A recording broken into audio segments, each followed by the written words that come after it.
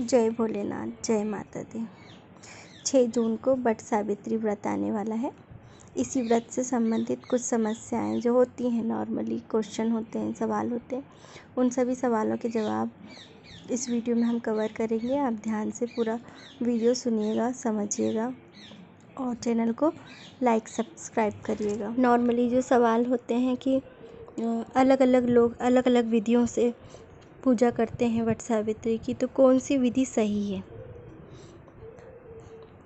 दूसरा सवाल होता है, यदि हम पूजा नहीं कर पाते हैं, पीरियड है या कुछ है, तो फिर क्या करें। तीसरी चीज़, 16 श्रृंगार में कौन कौन से महत्वपूर्ण श्रृंगार हमें इस दिन करना चाहिए। चौथी चीज़ या चौथा सवाल होता है कि क्या वृक्ष का ही पूजन करना चाहिए या घर पे डाल ला के भी पूजा कर सकते हैं। सभी सवालों के तर्कसम्मत जवाब। सबसे पहला सवाल ये उठता है कि किस विधि से पूजा करें। तो महत्वपूर्ण है कि जिस विधि से आपके ससुराल में पूजा होती है उसी विधि को आपको अपनाना चाहिए।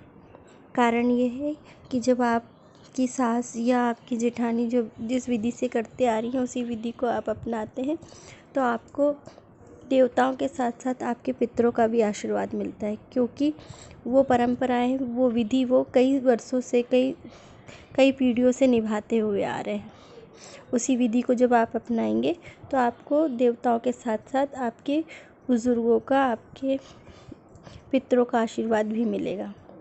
तो बेहतर है कि आपके ससुराल में जो व्रत नियम होता है उसी को आप अपनाएं। वट सावित्री का जो व्रत है वो कुछ लोग पूर्णिमा पे करते हैं और कुछ अमावस्या पे। यदि अमावस्या आपको नहीं मिल पाती है, उस समय आपका मासिक धर्म है, आप पूजन नहीं कर पा रहे हैं, तो इस दिन आप व्रत जरूर रखिए। पर 15 दिन बाद जब पूर्णिमा आती है उस दिन भी वट वृक्ष का पूजन किया जाता है, वट पूर्णिमा की जाती है। तो उस दिन आप अपने व्रत को संपूर्ण रूप से कर सकते हैं, सारी विधि के अनुसार कर सकते हैं। आप उस दिन इसको कर लीजिए। 16 श्रृंगार में हम नॉर्मली सारे श्रृंगार करते ही हैं। सिंदूर लगाना, बिंदी लगाना, चूड़ी पहनना, सभी नॉर्मली सब करते हैं। पर जो विशेष रूप से इस दिन किया जाता है उसमें माहुर, मेहंदी और पान चबाना, मतलब कि पान को ग्रहण करना, ये महत्वपूर्ण है। पान खाना एक श्रृंगार सामग्री में शामिल किया जाता था, इसलिए कहते थे कि पान रचा लिया है ना।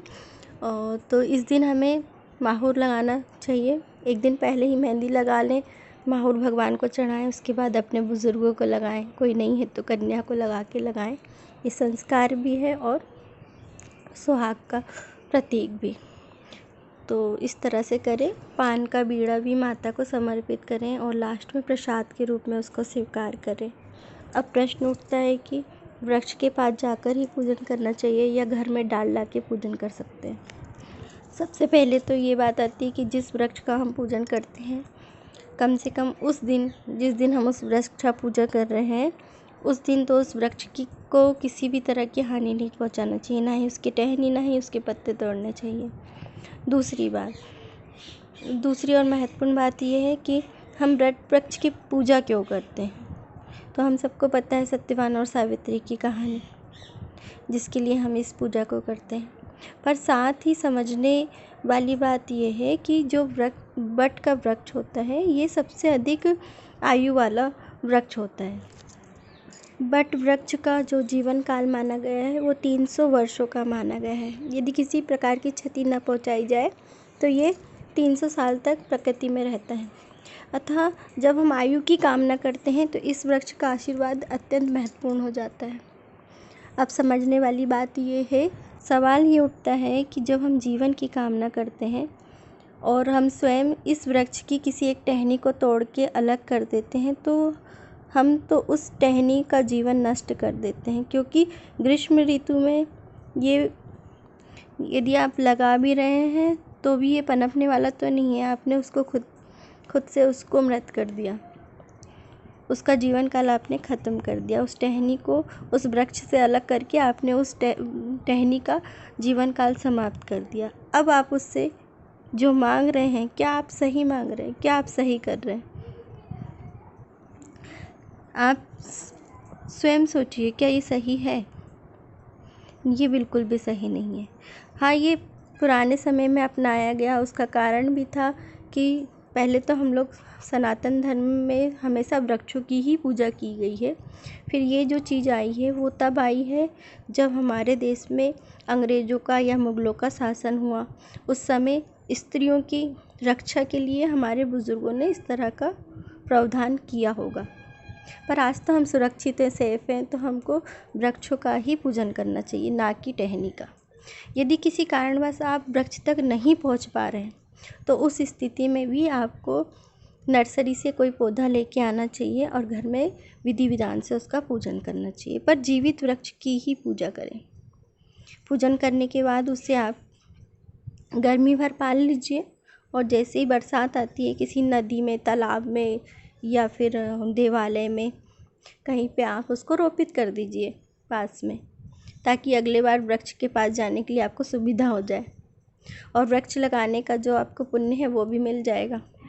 वृक्षों के पुण्य के लिए मैंने पहले भी वीडियो बनाए हैं कि वृक्षारोपण क्यों ज़रूरी है, और एक वीडियो इसलिए भी था कि किस वृक्ष को लगाने का क्या फ़ायदा है। बट वृक्ष का तो अपने आप में अत्यंत ही फ़ायदा है, ये तो आपकी किस्मत के ताले खोलने वाला वृक्ष है। तो सिर्फ व्रत ना करें, व्रत को समझते हुए काम करें। जीवन मांग रहे हैं तो जीवन देना भी सीखें, है ना। वृक्षों में भी जीवन होता है।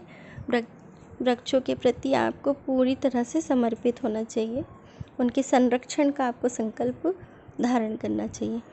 अब बात करते हैं विधि की। तो हम लोगों में जो विधि है उसमें हम सबसे पहले वृक्ष की जड़ में पानी डालते हैं, चरणों को धोते हैं।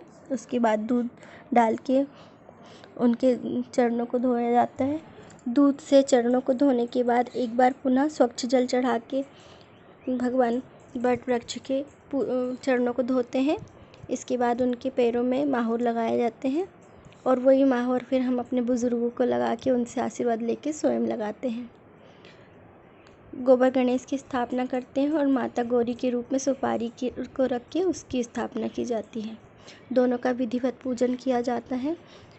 हल्दी, कुमकुम, अक्षत चढ़ाए जाते हैं। यहाँ पे भी सबसे पहले हल्दी चढ़ाई जाती है माता रानी को, क्योंकि जब भी कन्या का विवाह होता है तो पहले हल्दी लगती है, बाद में सिंदूर दान किया जाता है। इसलिए जब भी आप पूजन करें तो पहले हल्दी लगाएं, फिर कुमकुम।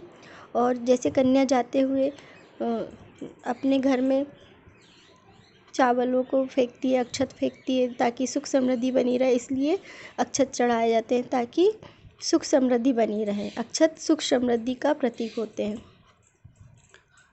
तो हल्दी, कुमकुम और फिर अक्षत चढ़ाएं। आटे में गुड़ और मोन डाल के उसके छोटे छोटे गोल गोल खुरमे बनाए जाते हैं। इसी तरह बेसन में नमक और मोन डाल के उसके भी छोटे छोटे गोल गोल खुरमे बनाए जाते हैं। वृक्ष के फलों की तरह दिखते हैं। नमकीन, मीठे और पूड़ियाँ चढ़ाई जाती हैं। हम इन्हें भी समर्पित करते हैं। और उसके बाद छोटे छोटे भीगे हुए 7 चने और एक दिन पहले तोड़ा हुआ बट वृक्ष का पत्ता और कोम लाया जाता है तो वो भी चढ़ाते हैं। पत्ते को गोल गोल करके उसे पहनने योग्य गहने के रूप में बनाते हैं और बाद में धारण करते हैं, पहले बट वृक्ष में चढ़ा देते हैं। उसी तरह 7 छोटे छोटे भीगे हुए चनों को चढ़ा दिया जाता है और जो कोम लाई थी उसके भी 7 टुकड़े करके चढ़ा देते हैं। सबसे पहले कच्चा सूत लेके एक एक परिक्रमा देते हुए एक एक जना हम छोड़ते हैं और 7 परिक्रमा इस तरह से पूर्ण करते हैं। फिर भगवान को सुहाग चढ़ाते हैं, सिंदूर चढ़ाते हैं, जिसमें 7 बार माता रानी को सिंदूर चढ़ाया जाता है और 7 बार स्वयं हम लोग भी उनसे लेते हैं। फिर बाद में पुनः उनको एक बार सिंदूर चढ़ाते हैं। और ये हम लोग के यहाँ का विधान है। अलग अलग लोग अलग अलग तरीके से इसको करते हैं। आपके यहाँ का जो विधान है आप उसी विधि से करिए। धूप दीप दिखाते हुए संपूर्ण विधि करते हुए फिर पुस्तक पढ़ते हैं। पुस्तक में सावित्री और सत्यवान की कथा पढ़ी जाती है। आरती पूजन के बाद सारी विधि होने के बाद वो चने जो हमने चढ़ाए थे और कोम उनको उठा लेते हैं। एक चना और एक कोम को मीठे शरबत के साथ, सेगा ही चना हम पानी के साथ निगलते हैं, शरबत के साथ मतलब। इस तरह से 7 चने और कोम हम लोग वहीं पे ग्रहण करते हैं और इस तरह पूरी हमारी पूजा विधि संपूर्ण होती है। आप अपनी विधि के अनुसार करिए। माता रानी की कृपा आप सब पे बनी रहे, इसी शुभकामना के साथ जय माता दी।